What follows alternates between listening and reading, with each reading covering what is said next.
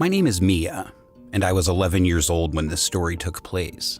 My mom worked 3 jobs, so I would often be left home alone with my mama and papa. One day, my mom brought this old antique clock home from work because they were just gonna throw it out. It was one of those clocks where you had to have a special key and twist it for however many days you wanted it to go off. My mom had set the clock to go off at 6 o'clock every morning and every night. She figured it would help me wake up for school in the morning because it was so loud. But soon summer break came, so we didn't have a reason to wind it up anymore. One night, I got up around 3 in the morning to get a glass of water. Once I got my glass of water, I looked down the hallway to see somebody walking into the bathroom. I assumed it was either my mother or one of my grandparents, so I went back to bed.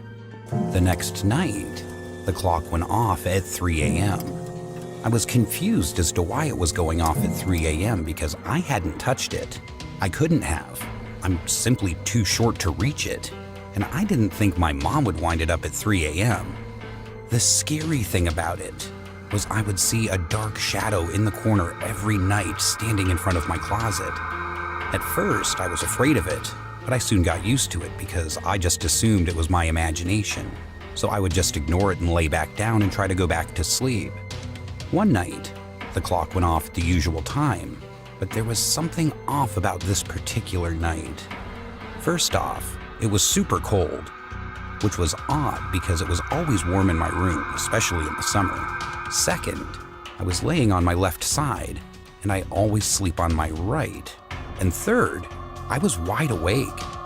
I just brushed it off and rolled over, but as soon as I did, I felt my heart stop because what I saw next scared me for life. I saw a face looking at me with ruby red eyes and long fingers rested on my bed. I screamed and kicked and ran to the living room crying. Once I got to the light switch at the other end of the hallway, I looked behind me, and at the end of the hallway, I saw the silhouette of a man who had to be about 7 feet tall. I turned on the light and it disappeared, but as soon as I did, I got a horrible nosebleed. The next morning, I thought I would clean my room because my mom would be mad if I didn't. Even though I was scared because of what happened the night before, I was more afraid of my mom scolding me about a messy room.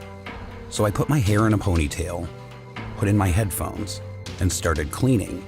It wasn't long before I felt somebody tug on my hair, enough to pull my head back. I assumed it was my mom trying to get my attention, so I took my headphones out, turned around, only to see the glass of water on my nightstand fly across the room and hit the mirror behind my door. I finally had enough and told my mom. She decided to get some sage and saged me and our entire house. She also poured some salt in front of all of the windows and doors. The next morning, when my mom and I woke up, all of the windows and doors were open, along with the cabinets, and all the water running in both the kitchen and the bathroom sinks. When we went outside, one of our pet ducks was missing, and my chicken roo was dead.